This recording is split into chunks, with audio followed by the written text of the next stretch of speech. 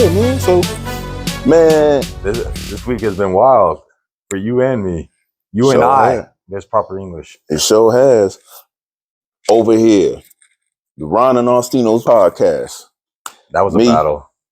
Huh? I said, we got to talk about that. Oh, yeah. They're coming up with the name. Oh, yeah. Coming up with that name. Even though it was like the most simple name. Yeah, I was just about to say. Yeah, it was the most simple name. I was just about to say, for it to be called the Ron and Austino's podcast, you would think, oh, y'all think it took 2 minutes for that to happen. Nah, that ain't what happened. Maybe more like about 2 days? 2.5 days? Your friend was hilarious. We thought of some crazy stuff before we even got to Ron and Austino's. We got the 6-figure dreams, but I think we were going to call ourselves the 6-figure boys. And then your friend gave us the reality check. You have to have the 6 figures. You got to have the 6 figures. Yeah, or either like, they talking about money, making money and stuff like that. Nah, because we ain't got that. We don't got money, so we don't know how to make it. Yeah. We got dreams of having them making 6 figures and making that money, but yeah, I mean, we still trying to figure it out too. So we ain't want to blindside nobody by calling out, putting out some or branding ourselves some kind of way that we wasn't for sure now. With. Yeah, exactly. We more closer to that GoFundMe stuff than we are 6 figures. Yeah, but it was funny. Sometimes you got to hear the outer influence of people, like a different point of view. Like see how someone else thinks, and then someone that's not going to just agree with you and be a yes person or yes man, and give you constructive criticism. Yeah, because that's exactly what my homie, my barber instructor, Mr. Jorge, said.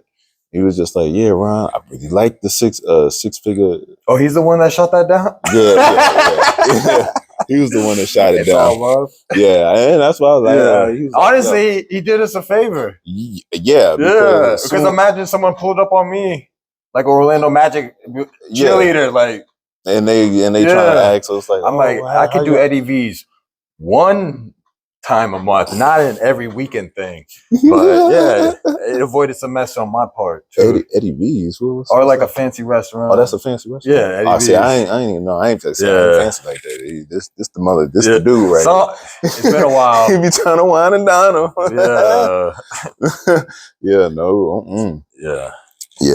That was crazy. That was funny. Then we went through the Passion Pod. The Passion Pod, I like that one, but as soon as I started trying to do the YouTube page, that's when I was like, oh no, all our stuff, we gotta double check it all. So hopefully, I ain't gonna lie, hopefully still Ron and Austino. If Ron and Austino's podcast is taken, I'm coming after somebody. Those are our names. That's my name, that's his name. Yeah. Our mamas gave us those names. Well, it's my nickname. Not the nickname. But it's someone that really knows me. And it's like family, like they know me as Austino. Yeah. But professionally, I'm called Austin. Exactly, man. How was your week, man? I was worried. It's Friday night. You ain't had nothing planned. Well, the scheduling was a battle too in itself, because originally I had the Sunday to Thursday, and then we could have did it in the morning. Mm-hmm. But you're a father, and you got to coordinate that. Yeah. And I'm trying to become a father. Exactly. So it's like, getting there. And and it was just like you were going through stuff, and then I gotta I dealing with some work drama, but and dropping the baby, getting sometime on them weekends I gotta drop the baby off to grandma. I can't get back here like I would like to, because early first rise and grind, early bird catch the worm. So that's how I like to roll. Even though right now, nice setting, we doing this late night, but it's all cool. Also, I really want to thank the barbershop owners for letting us film in here. Oh yeah, that's facts. Yeah, because we filmed an episode, and I asked Ron, I was like, can you just ask him, make sure before we get real deep into the show. I wouldn't have even picked up a camera and did any type of type of filming if it wasn't cool with them, or even put nothing out without them being cool with it. So, Yeah. you know, Fernando and Which Ruben, they hooked us up and they said it was cool for us to do that and everything. So, you know, shout out to them. We're setting the base of the pyramid. Exactly. That's what we're trying to do. So we got some solid people in our network. Mm-hmm. Yeah, that's a fact. That's a fact. You know. But man, my week, did it happen this week? It was like a mixture of between Thursday. Yeah, I was about to say Thursday, it might have been a little bit, like a 10-day. Like yeah. It was probably more like it was probably it was a little bit of the up and down. Like shoot, I know my hand lost the fight with my car. You know, I had got pretty upset, and I kind of just it takes a lot to get this gentle giant punch my car. So this gentle giant riled up. Yeah, anybody that know me, it takes. It doesn't take much for me. He the hot head. Everyone looks at. I always be trying to calm him. Yeah, I always be trying to calm him down and everything. But for me to be that one that just couldn't hold my composure and stuff like that, and that's why to lose it like that. I mean, yeah, man, it's just dealing with just get right into the other parents and stuff like that. Co-parenting. Only things that can really get me out of character like that is anything that deals with my kids. Anything that deals with my kids. If you disrespect my kids, if you cause any harm to my kids, if you anything about my kids, anything, just and I try, when you're dealing with co-parenting and stuff like that, out of state too. Yeah, out of state, because they live in Georgia now, and dealing with co-parenting and stuff like that. From what I've dealt with the last, how long have we been doing this? Man, 12? Nah, what's the oldest? The oldest, he's 13. So at least like 15 years. I've been dealing with her for about 15 years. Yeah. But dealing with this whole like co-parenting thing, it's probably been like a consistent maybe 7 years or something like that. Wow. And I don't know. Sometimes I just be wondering, like, do it ever get better and stuff like that? Well, I got to give you credit because, you're very responsible. And I've known you for we're going on like 4 years. And you're good with your money. And, anybody else would have an excuse to drink and be negative, but your positivity is very inspiring. I appreciate. Do you ever feel that? I definitely try. I try to do. I don't think you give yourself enough credit sometimes. I don't know. Maybe I don't. But I try. I try to put out positive. I'm a realist at the end of the day. Yeah. But I'm also trying to be positive about a real situation and everything all the time.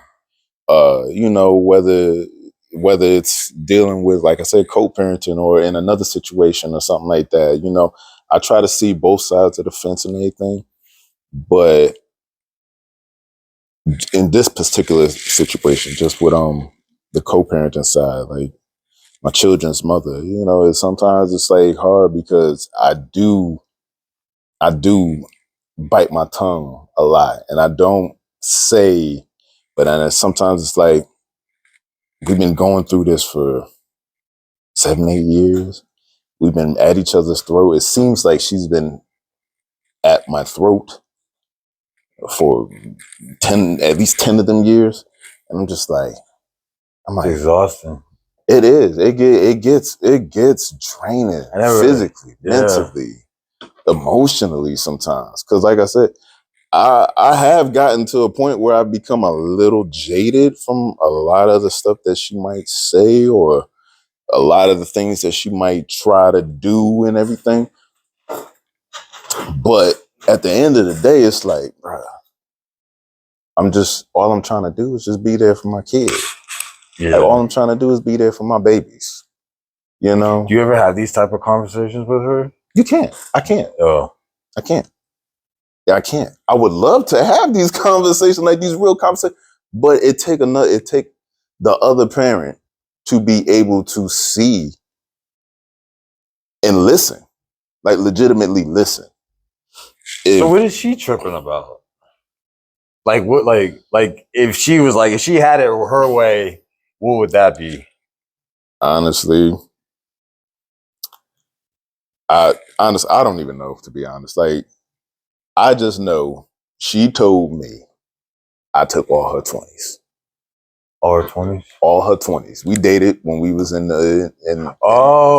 she sacrificed her 20s for you. Yeah. So, you know, hey, for a woman, that's like they prime and stuff like that. With technology nowadays? But at the end of the day, then I can say the same thing. You know, I made pretty you took decent all of of her 20s though? Was it all of it? I think it was about from 20 to 29. You took all of that? Nah, not to take her side though. 20. It was about maybe 21. We got together. No, we got together. I was 19 and she was 20. Oh, she's older than you? Yeah, she about 4 months older than me. I got together. She was 19. I was 19. She was 20, and then we broke up officially in 2018, the beginning of 2018.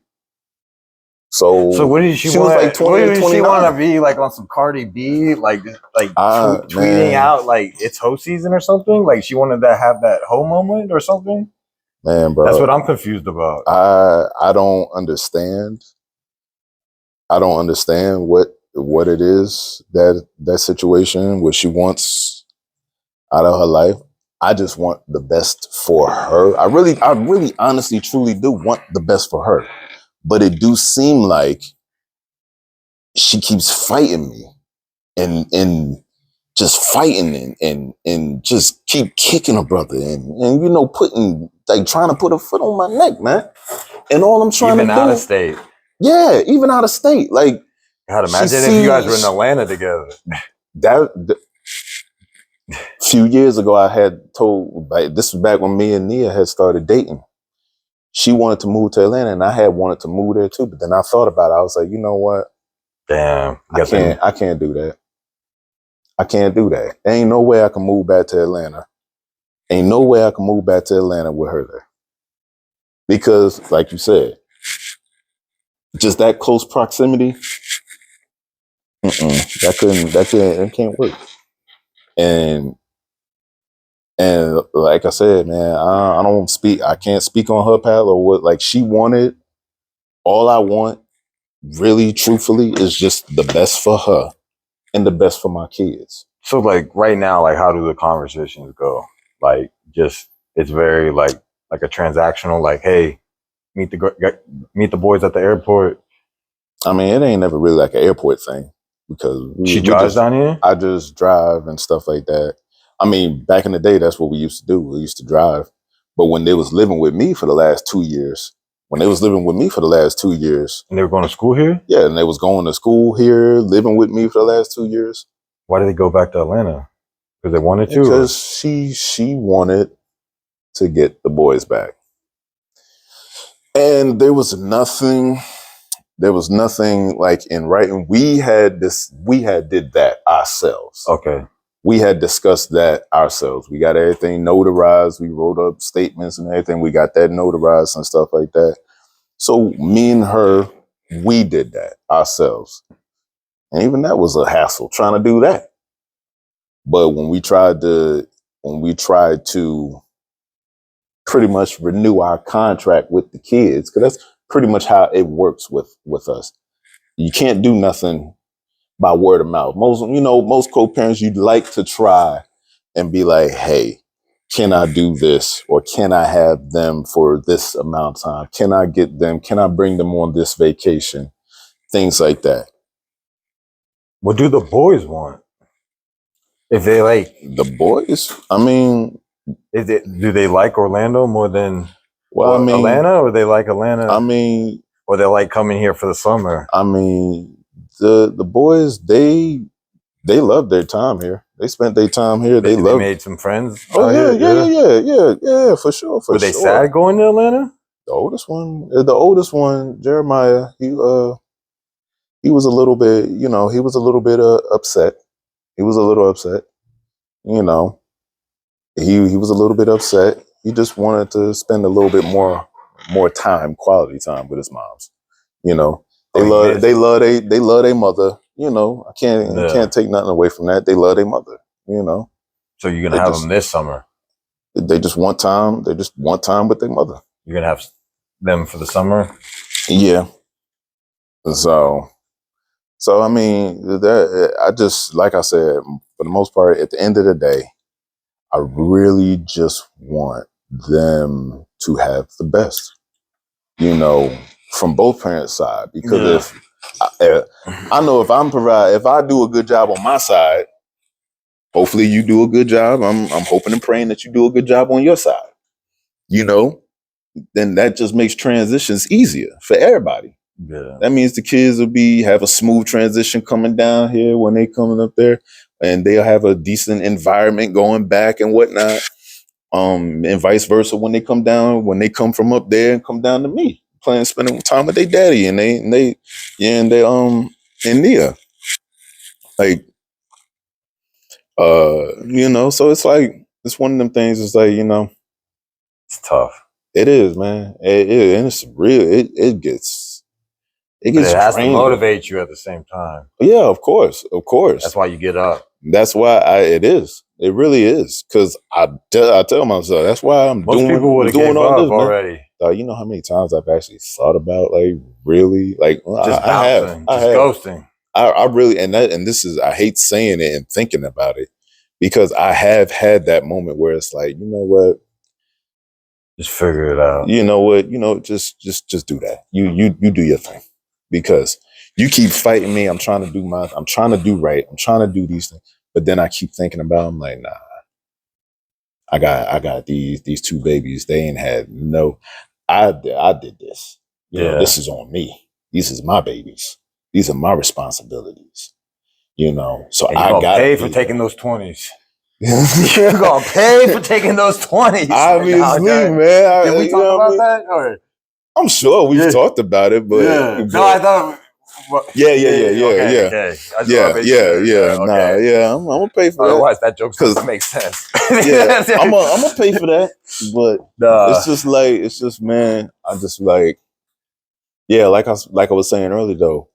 When I was thinking about them, and like, you know, it just, you know, I would argue the 30s are the best. Just have the kids. You know what? See what it is to have a truly deadbeat father. Yeah, that truly doesn't want nothing to do with their kids. I have thought that. Yes, and I hate the thought that I have thought that. But it's unfortunately, but it's then common. It's common. It's very common. I see, and you know, it's crazy because now I truly see why a brother can think that.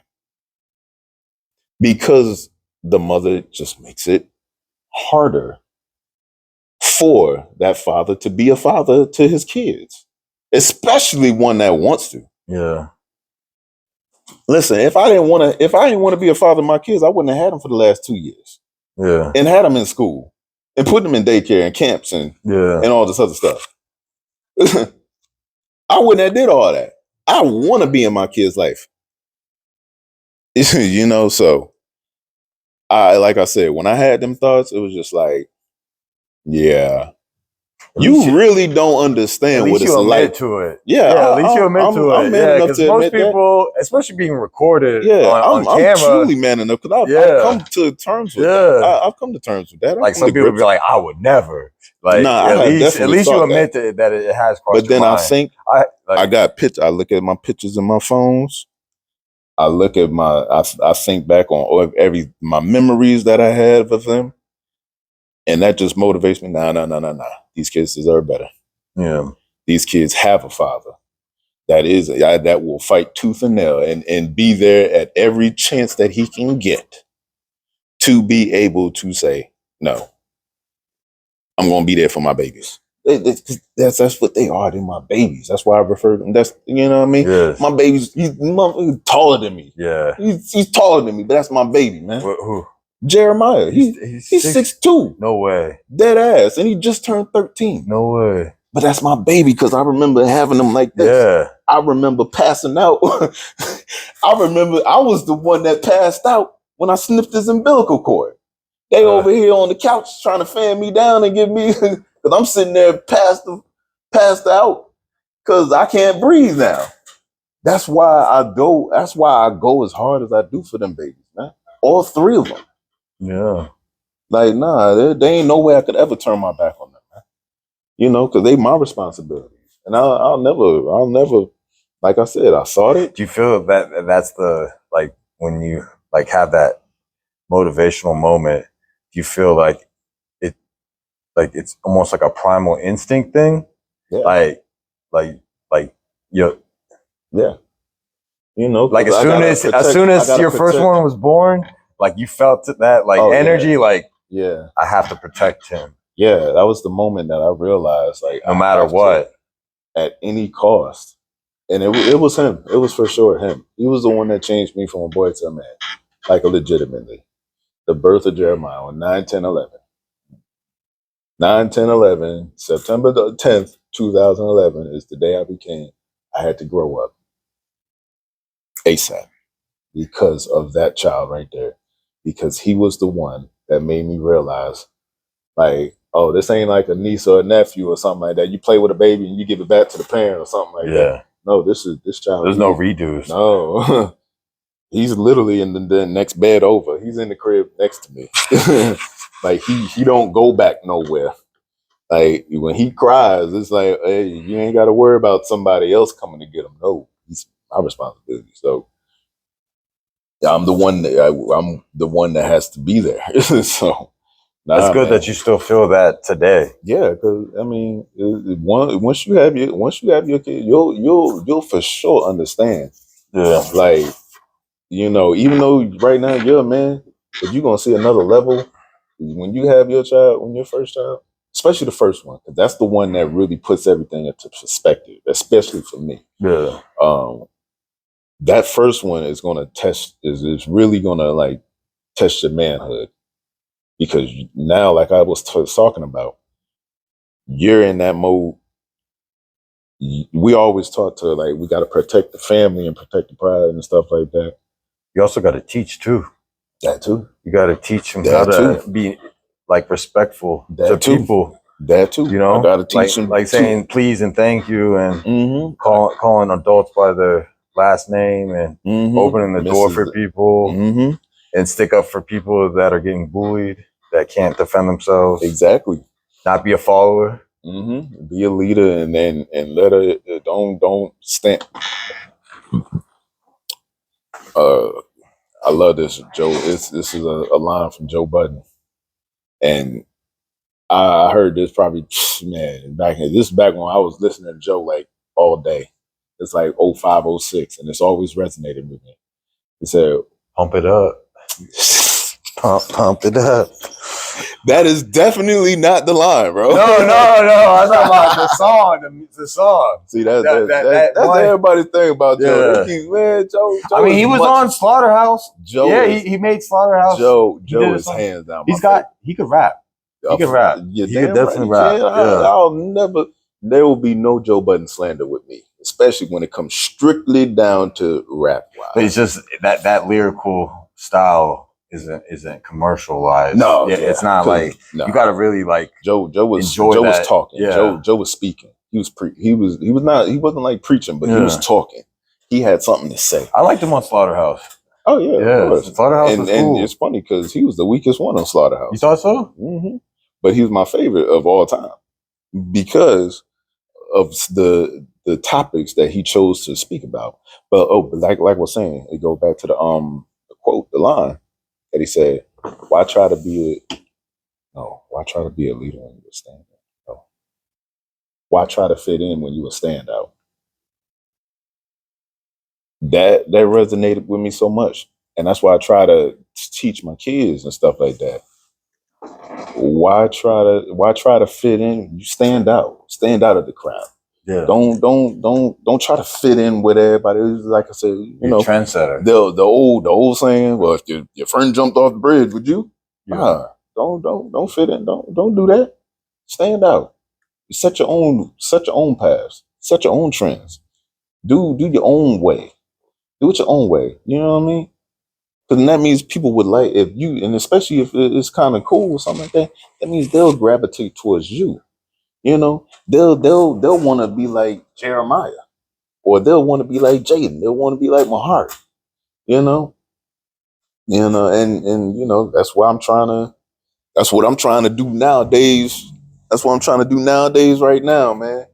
Like, you know, that's why out here, you know, doing skits and stuff like that. Who'd have ever thought? I'd have never thought 6, 7 months ago I'll be out here trying to think of skits and do skits and creating ideas and thinking about all that. But I remember I'm like, I gotta think outside the box and I gotta stand out. I remember I can't just fit in. I gotta make myself memorable. I always believed in you, but I really saw the potential when you were shaping the beard up and this dude comes in here. I'm like first guy here, like what, 8:30 and like 9 a.m. This dude comes out here sharp and he goes up to you and then he says, "Are you I got me cuts?" And I was like, wow. Yeah, that was one of the moments. That was amazing. That was one of the moments. You still cut his hair?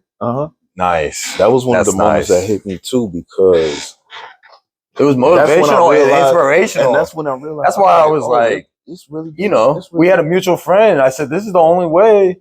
Like, you know, the days of word of the mouth and leaving flyers and knocking on people's door. Most neighborhoods says no soliciting. Yeah. So yeah, that's you know, who wants to get arrested and get no's at the same time? Like, why are you stuff like that. I remember I was selling a repipe. What his repipe is doing the whole water line throughout the whole house. Sewer, water. And like this solar panel guy was like getting super aggressive, like with my customer. And I was just giving him that look, like, yo, chill. But the customer had to say something, and he came unannounced. I was called. You know, I didn't show up to her house like Jehovah's Witness. Oh, yeah. Wait a minute, so he was just knocking on doors? Yeah, no. But I'm saying, like, yes, I see the mindset of knocking on doors. That is awesome. That you know, you can go through that many no's. But for me I need to at least have a fair fight. And like, you know, it is cool that, you know, someone like that is relentless in that. But at the same time, you know, if the lady tells you to leave, you got to go.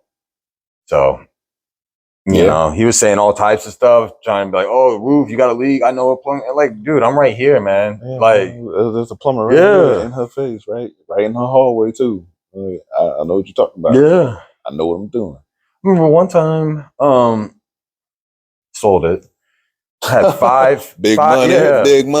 Sold it. Five plumbing companies went up to her. And, you know, this guy comes out of nowhere and like kind of shakes my hand like a little aggressive. And then that's when I was about to lose it. But, you know, I'm trying to like turn a new leaf in my later 30s, like not being Mr. Confrontational. So, you know, I mean, you know what I'm thinking by my facial expressions. And I just, and then I said, I'm going to have to get like straightforward with this guy. Like, hey, man. You think you could just give me like 5 minutes? I was about to wrap it up and there. And he was like, okay.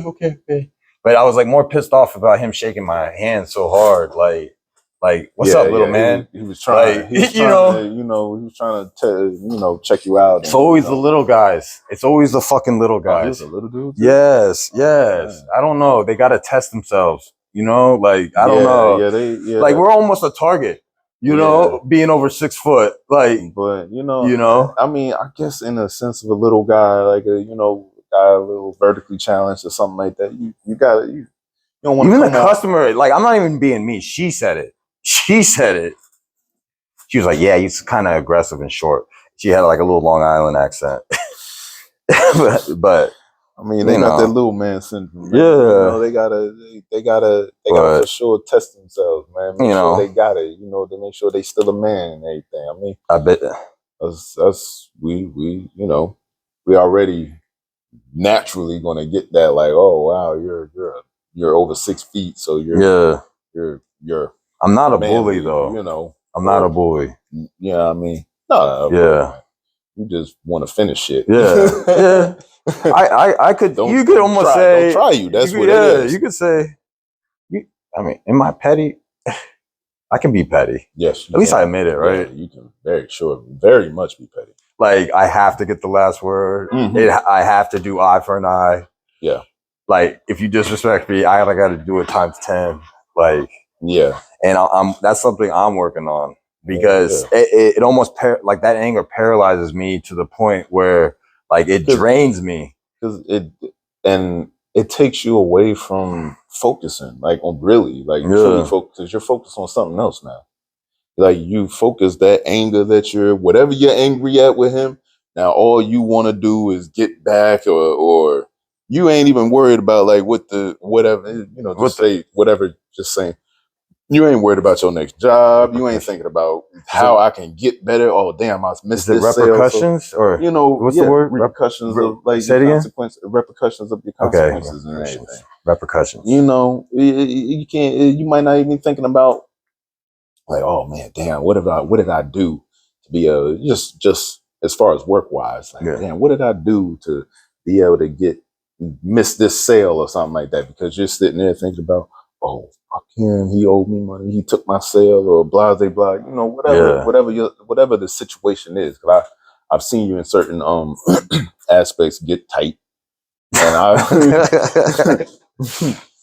oh man! And me and you would have them phone. One time you had to cool me off for an hour. Yeah, like a whole hour, because we were on those long drives, and I was just like, yo, I was like, Ron, you up in my ear. I was like, this, F him. Yo, this kid is. I'm like, bro, I'm like, bro, why? This dude keeps running his mouth. Like, like we can't just focus that energy, put that anger. And I feel like the last 6 months, like, what happened to me in July, getting laid off and, like, adopting that dog that was starving in Leesburg, chained out. I remember you telling me about he was definitely like the whole situation was like it felt like my world was ending, and like it was the best thing for me, because it brought that dog out of me. Like, I was just like, if I go back and move back to my hometown in Virginia, like, and I made like a big network in Florida, and I advanced like fast for 3 years in living there and made a lot of connections. And then I have to start back over, and home's not even home anymore, because I haven't even been back, in Northern Virginia in like 38 now. So I think it was like 28, 29. Like, I don't even recognize it. Like, I went back like a couple years ago, but like to move back just seems like counterproductive. I had every opportunity to make it work in Virginia, but like, I know if I would have went to, because, going back to Virginia would have been the safe choice, But something told me, like, I got to roll the dice, It's crapshoot, man. Yeah. It's part of God's plan, what he got planned out for you. You might not understand it or know it at the moment, but it's all a test. It's all a test and testament, to be able to test your strength. That's why that dog means the world to me, because, Phantom. Yeah, because he's like, I learned about nutrition. I learned about, like, dog behaviors and like how to correct dog behaviors, because I have a bully. They're very stubborn. Like, they're not like a little like lap dog. You just say, shh. Like, he just like, he's a lot. He's a lot. They don't be like that. Yeah. Trust me. Like jerking the leash, or like, but he's still my dog. And like, see, in that aspect, like, just like how you said, that dog helped bring out the best quality, or try to bring out better qualities in you. Because his life was chained, and he was like 7 months when I got him, and he didn't know anything, but he still like had his ribs showing, his spinal cord bone showing, the hip bone showing, and you know, he still had that dog, that fight in him. Like, you know, like he started like, yeah. And when I started going on these early walks, and I almost like used the walks as like a meditation. Yeah, meditation. And I think about my day, my goals, and like where I want to be. And I keep the phone away, like no electronics. And then sometimes, you know, there's this park like right from my complex. And yeah, it's therapeutic. Like, you know, just being in your thoughts. You know, we live like close to the ocean, so I would recommend you doing it too. Like, you know, every once in a while, just walk the beach and just kind of like take away and like leave technology away, because they got us hooked, you know? You know what I was thinking on the ride? What? Like, remember when like cell phones first came out? And then people were texting like left and right. Yeah, like texting left. Yeah, like doing the texting and then catching like manslaughter charges.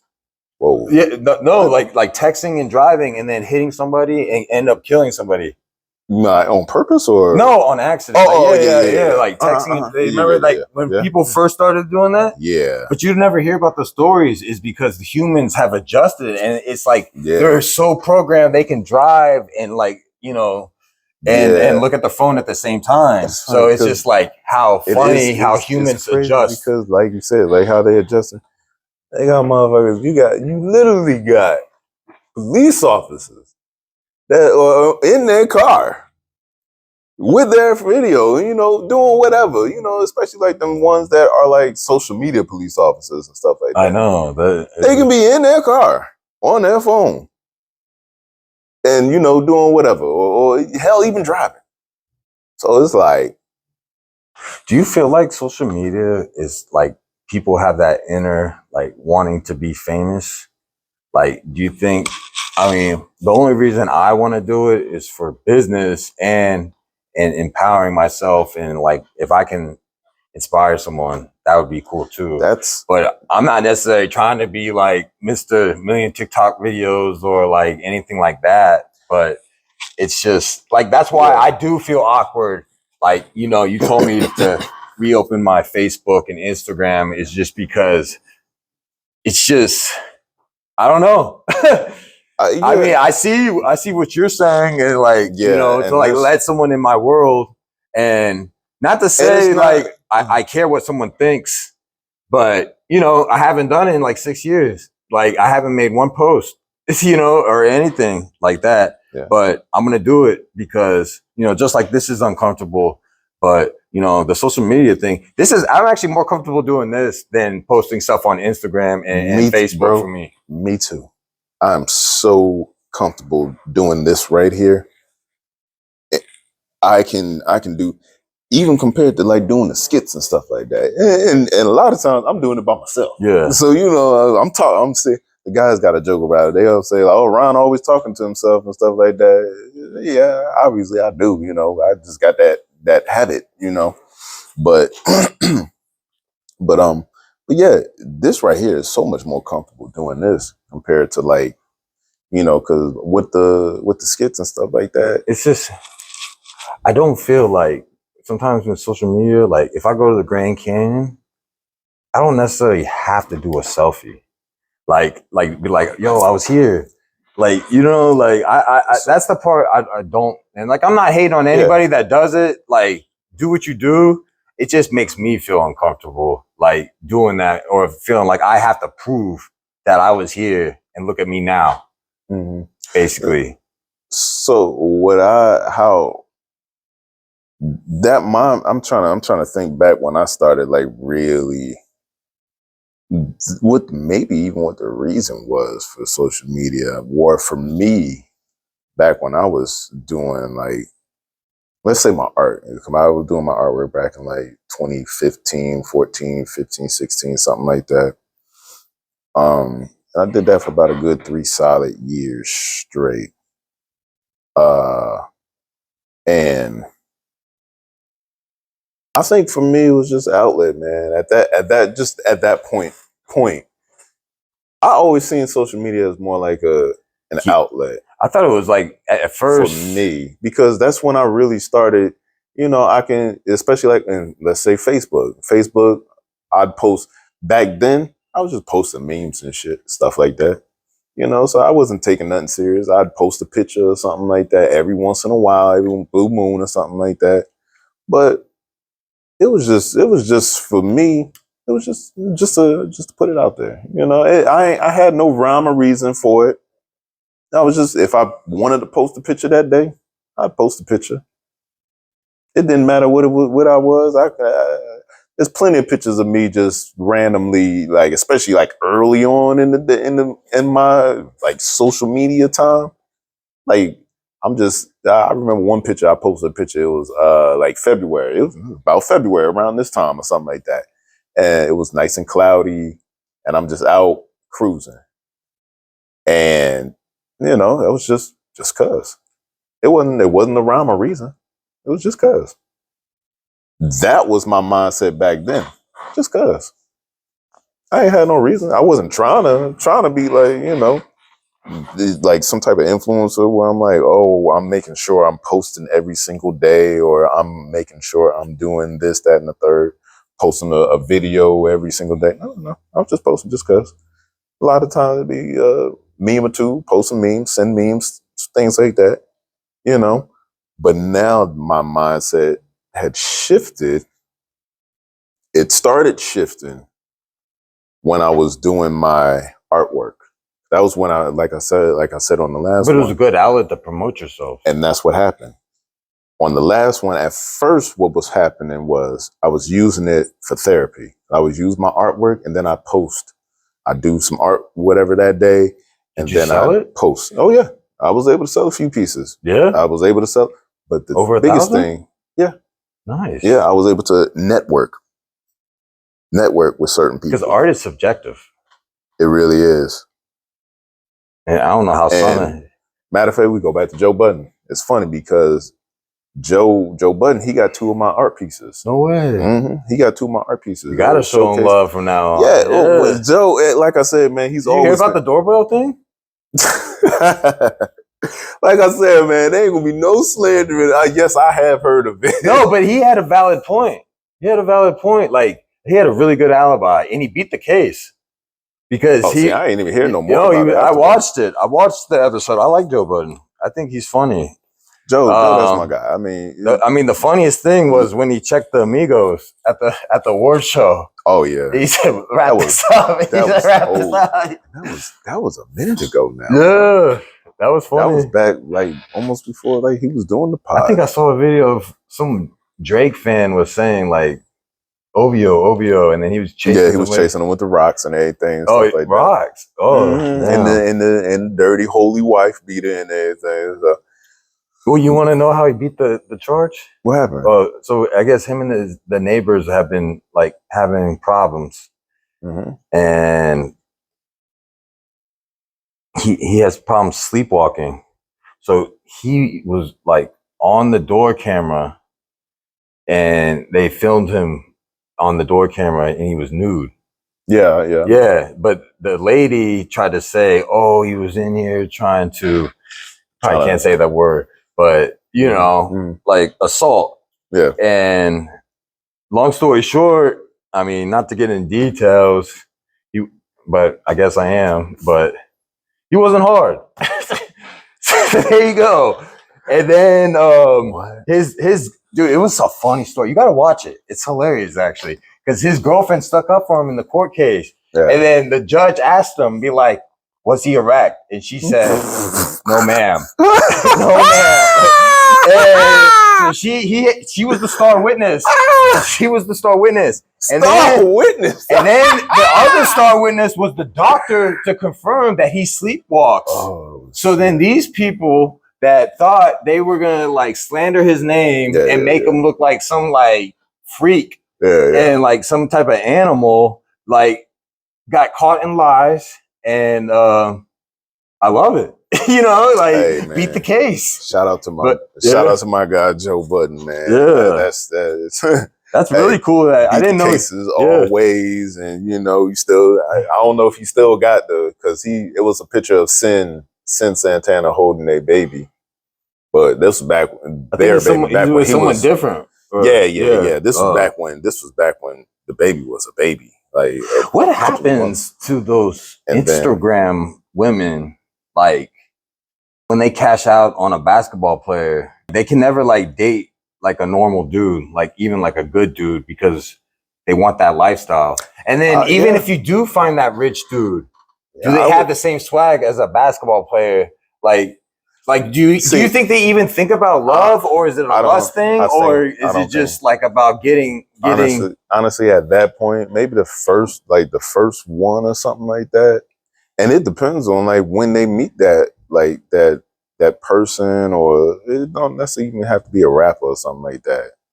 But once they get a taste of that lifestyle, or let's say I don't even entertain. Let's say like LeBron and Savannah.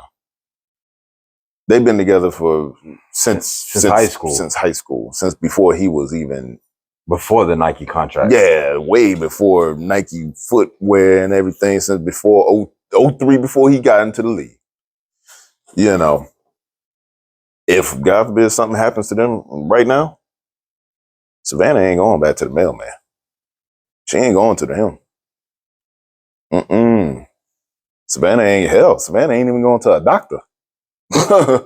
A surgeon. She ain't even going to a surgeon. Man, LeBron's a billionaire. That's how I said. There ain't no such thing as a billionaire. And an athlete. There ain't no billionaire surgeons. Now, I could be wrong, but I don't think there's billionaire surgeons. You know, no disrespect. And I would love for there to be. But she ain't going down that low. I don't know what would be the next choice for her. It almost has to be a little lonely at the same time. Like I just want to know what's going through their head, because I'm just curious, like how people, like how do you adjust from like getting this and then you get $50,000 in child support, and then. And that's a real beautiful case too. That's a shoot. Most of them, they ain't out there with LeBron James. Yeah.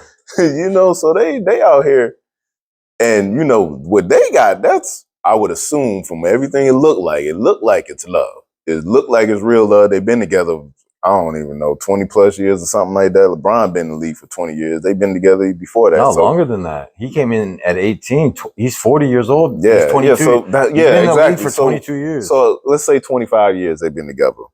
You know, these other women that out here trying to date these rappers and stuff like that, and I'm like, now, do you think it's all right if LeBron's like, you know, I handle business, my wife's good, you know, I'm going to do some swinging stuff. I was just about to say. Is that acceptable? But what else are you going to do? You have to accept it. I mean, I would assume that's kind of what. It seems like it's so common. It just happens. Like morally, is it cool?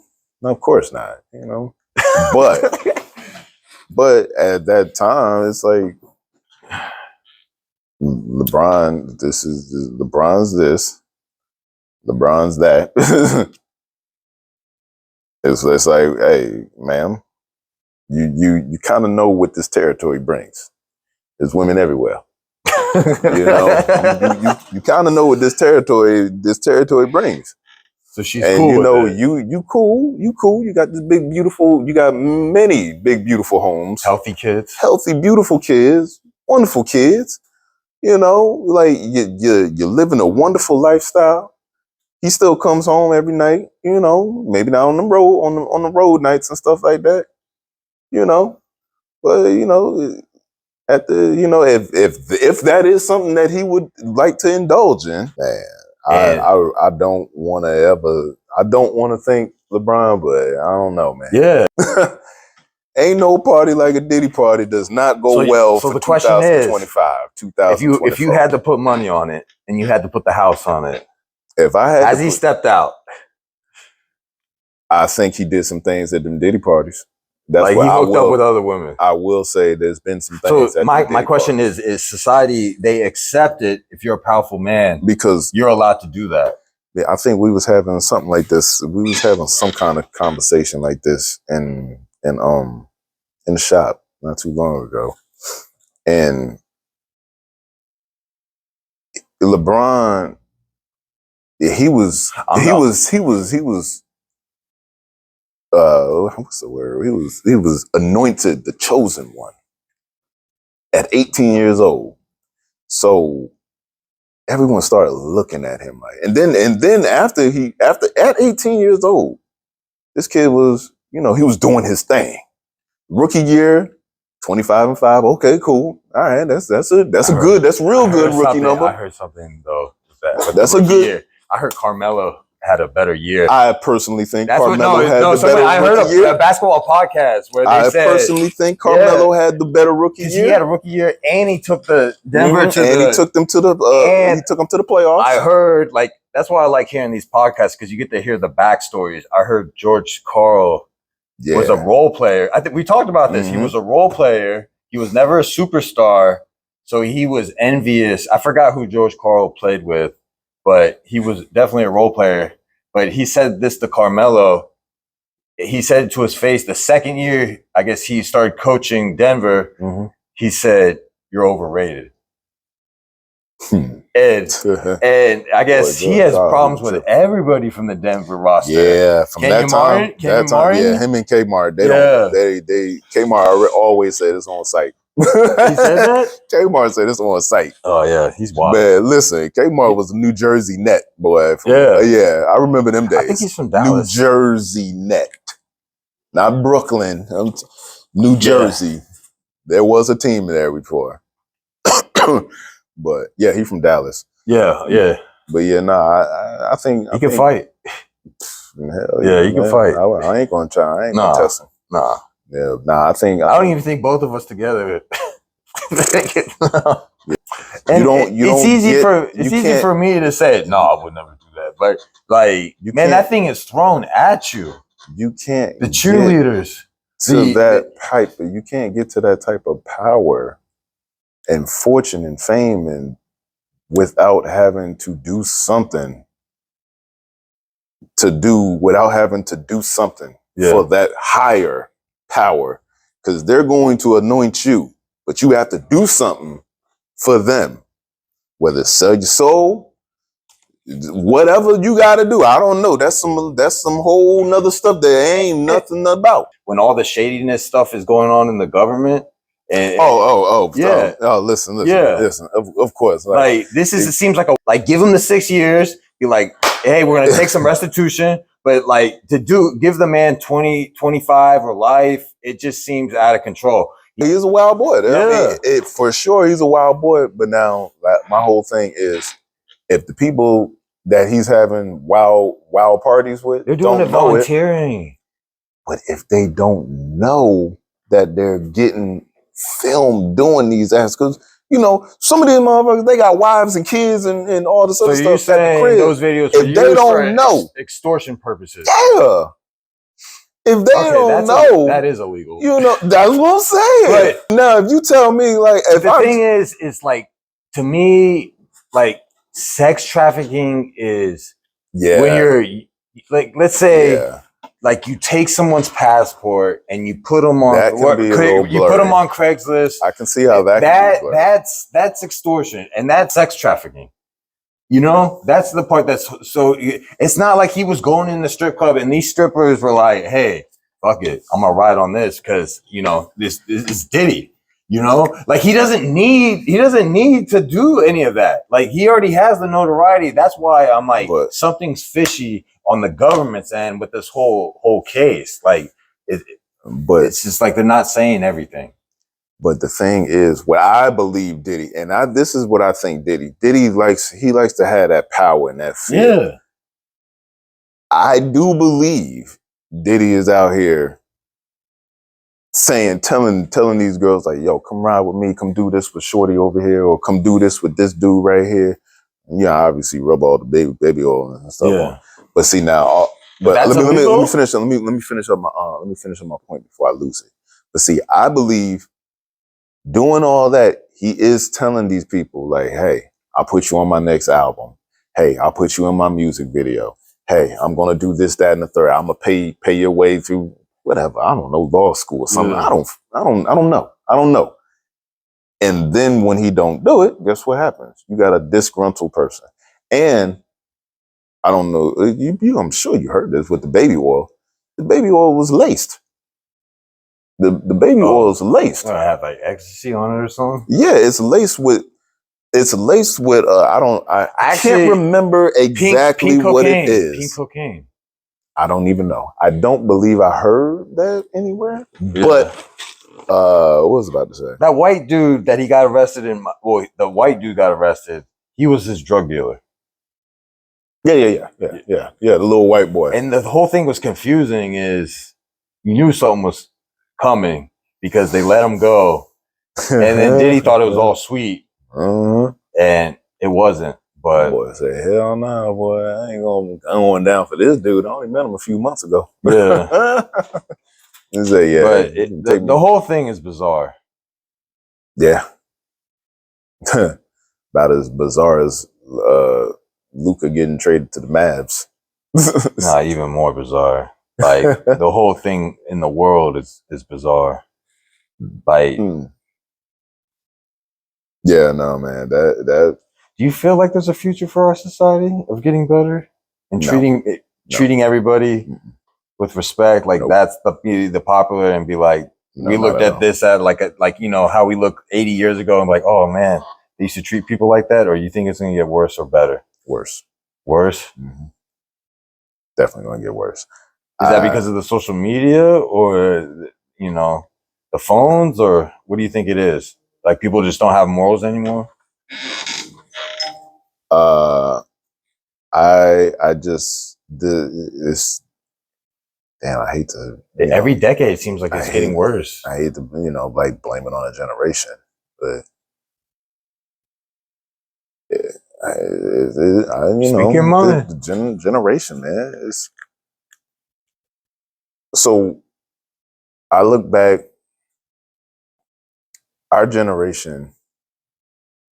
How old was your grandparents? How old are your grandparents? Oh man, I think roughly compared. My parents are roughly compared to your parents then. And I mean, they're all four have passed away, but you know, I'm 38, so my dad and my mom's older, so 28, 27. My dad's 27 when he had me. My dad's 65. So mom's like 66 or something. Your pops, it sound like they was late. He was born in the 59. My dad was born in 59. So my mom was born in 58. Your parents was late 20s when they had you. My mother was 30 when she had me. Hell, I don't even know how old but my pops was. And then I would just assume your grandparents. Both grandpa were in 30-ish. My dad's side, he was in Vietnam. My grandpa, my mom's dad, Vietnam. So that's World War II. 70s. Vietnam, right? Yeah. Yeah. My pops is 70-ish. My grandpa was a kid. Non-vet. My grandpa was a kid during the Great Depression. Okay, so my pops is 90. So yeah, they all every gap is about 30-ish. They don't have the older generation that raised our parents and our parents raised us. That generation isn't. And music was different too. That generation is younger. They're having children younger. So now people are having kids later. No, they're having kids quicker. Like the generation is younger. Hell, I just look at mine and I'm like, I mean, technically, I can be a grandpa in a couple of years. Yeah, like on some technical stuff. I have a close friend. I could be a grandpa. Like legitimately, I could probably be a grandpa in like. Because what am I? 35. In the next 10 years, I could push No. Yeah, in the next 10 years, I could legitimately be a grandpa by 43. My friend that's my my grandparents was not 43. My friend my age, he's a grandpa. There you go. He's younger. He's about like 20 days younger than me, but he's like, well, he's 38. So that is more common. Yeah. When he told me that I was like, that is a lot more common than it was back in the day. Like, is society going to get better or worse with time? Man, I'm not completely pessimistic. I do feel like some things are going to get better.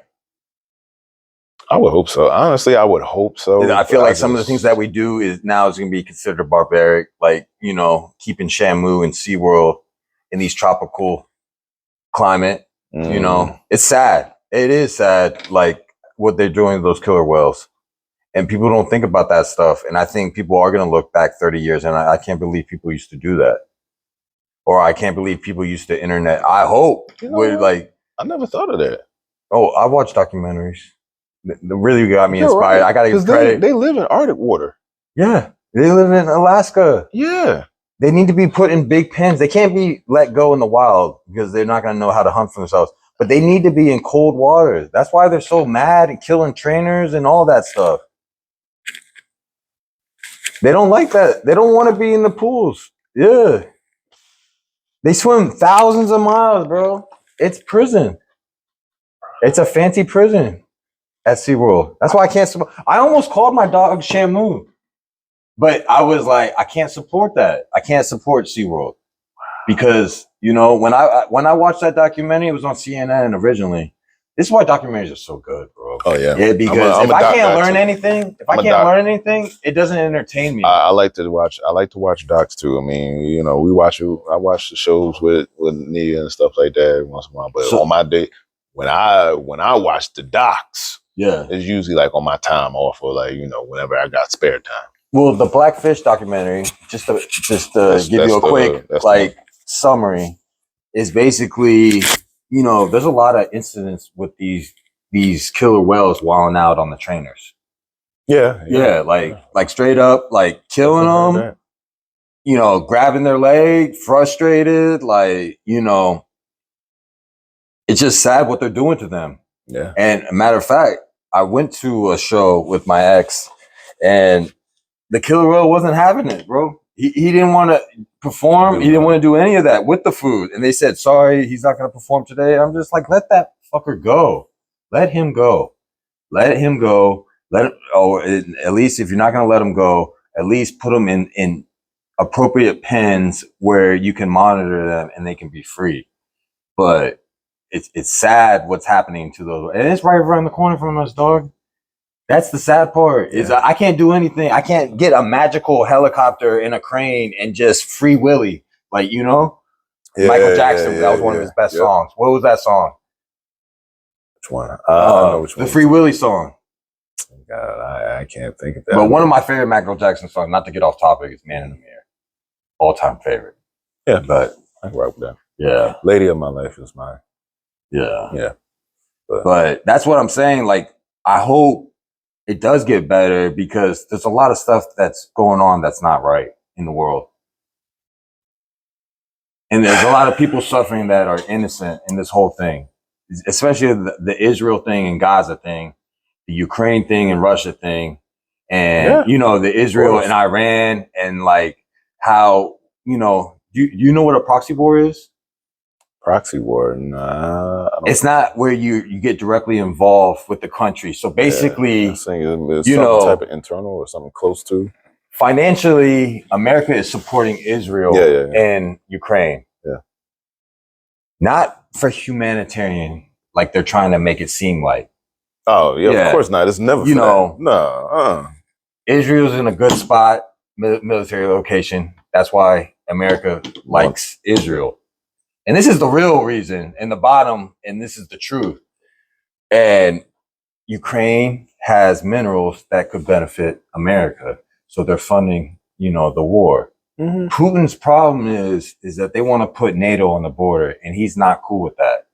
And I'm not trying to defend Putin. Mm-hmm. And it's just leave him alone. leave him alone. He doesn't want to be part of Europe. He wants to be back. And I mean, it's just wild that all this is like, you know, it's unnecessary. And like, we can really just all get along. I know that sounds cliche, but you know, just like that, maybe one day you can get along with the mother of your kids. I hope, or like that. But I hope, I mean, we got to have hope at the end of the day. You know, maybe there is that little bit of chance that you guys, you know, able to mediate and just, you know, be respectful to each other and just meet each other halfway. That's what my hope is for you as your friend, is that I hope you do have a better relationship. And there, you know, I hope I work on like not being like paralyzed by my anger. And you, like you said, like using it for good, and like going to the gym or jogging with the dog, or, you know, whatever it is. Yeah. I mean, yeah.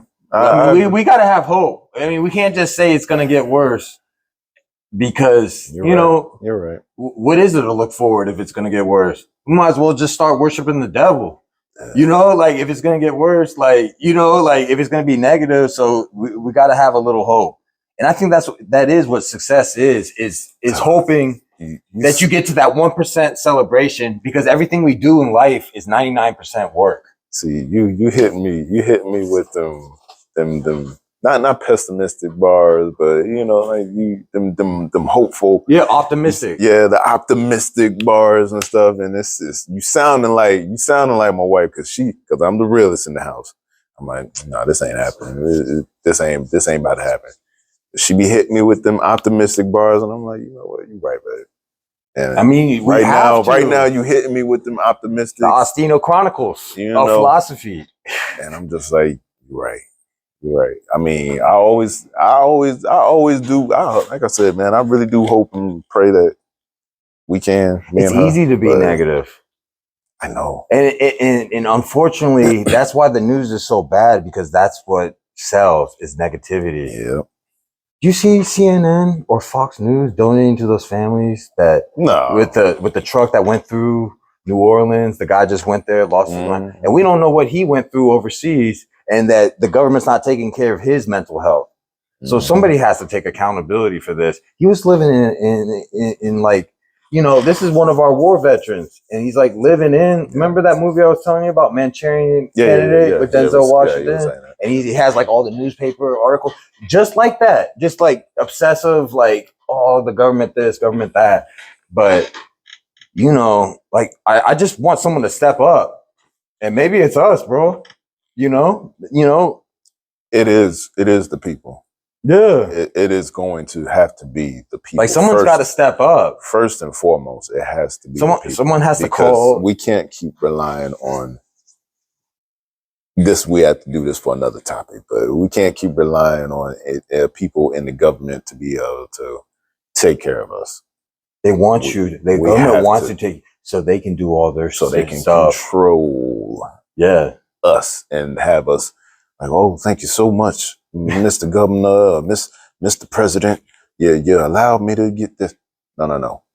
I never take it back. We have to take it back, and we have to do it ourselves. The government showed their true colors, bro. The mask thing, they told us not to wear the mask because the nurses need it. And then they said it's mandatory to wear the mask, even though it's been proven there. You know, I did wear the mask, but I never got the shot. Yeah, me neither. Never. Not any of them. You wasn't jabbing me. Because I did not trust them. No. And I was not so much stuff. I was not going to be 10 years from now. You see that? Have you or a family member have took the COVID-19 shot of 2020? If so, you are now going to be eligible for a $5 million lawsuit, because sign up with me at whatever Mogan's and the Dojans law firm. Nah. And you know how people want to look up to these billionaires?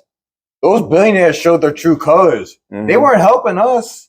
They were they were hiding in their big castles. They weren't passing out paper towels or hand sanitizer. They weren't doing any of that stuff. It was pretty much every man for themselves. And that's how I feel like society is right now. It's every man and woman for themselves. I mean, you got to take care of your family, but as a society, like we don't, like, not to say we got to be friendly with our neighbors, but you know, say hi, have a casual conversation. All these awkward stares, like when I walk around, like it's weird. It's weird to me. And then it makes me feel like, all right, you want to meet among me? I'm gonna meet among you right back, like that. And it's just something's gotta give. Yeah. And maybe this is something has a bigger like plan as far as us even doing this, because I feel like we appeal to the common man. Yeah, I mean that's what, because we are. I mean, not saying that we are common, but you know, our mindset is a little different than I would say a lot of common folks, because a lot of common folks, they really wouldn't even try this. Yeah. You know, try what we're trying, you know. But I'm saying appeal to the common man to bring the best out of him. That's what I'm really That's what I'm really trying to get at. Okay. Yeah, I can get with that. You know, I think that's a good little stopping spot, man. You know, I think we can wrap the pot up today with that. You know, on that note, make society better. You know, mic check, drop it. We can push up. You know, I like. Boy, you done unplugged up already. I ain't even outro us, man. I thought it was the mic drop. I thought we were ending it. My bad. You know, my bad. All right, yeah. I mean, this is our second episode. Yeah. Be patient. This is gonna get a little rough. There's gonna be some turbulence. We still working on some technical. We're getting the chemistry together. Yeah. We're trying to make sure. Like, you know, we're not trying to talk over each other. We're doing that. We working on that. You know what I mean? But every time it's gonna get better. I promise. Yeah. We promise y'all that. This episode got better than the first one. Sure did. We did like an hour and 30 minutes. Yeah, it's probably about an hour. About an hour and 10. 11, 12 minutes. We had an hour and 12 minutes. Right. The other one was an hour. It was like an hour and 2 minutes or something like that. 2 minutes or something like that, man. We just young brothers that just want to give our little synopsis, man. You know, a little soliloquy about what we just trying to represent and stuff, man. So I appreciate everybody in this Ron and Austino's podcast. You already know what it is. All five of you. Ron, aka Mr.IGotYouCutz. Remember, come get your cuts too. I'm a barber. You know what I mean? 6-figure barber, that's what we doing. 6-figure plumber. That's what we trying to do. 6-figure barber, 6-figure plumber. Yeah, you know what I mean?